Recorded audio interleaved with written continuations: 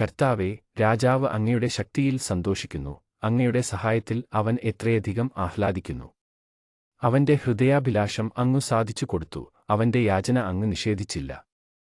സമൃദ്ധമായ അനുഗ്രഹങ്ങളുമായി അവിടുന്ന് അവനെ സന്ദർശിച്ചു, അവന്റെ ശിരസിൽ തങ്കക്കിരീടം അണിയിച്ചു. അവന് അങ്ങയോട് ജീവൻ യാചിച്ചു, അവിടുന്ന് അതു നൽകി, സുദീർഘവും അനന്തവുമായ നാളുകൾ തന്നെ. അങ്ങയുടെ സഹായത്താൽ അവന്റെ മഹത്വം വർദ്ധിച്ചു, അങ്ങ് അവന്റെ മേൽ തേജസ്സും പ്രതാപവും ചൊരിഞ്ഞു.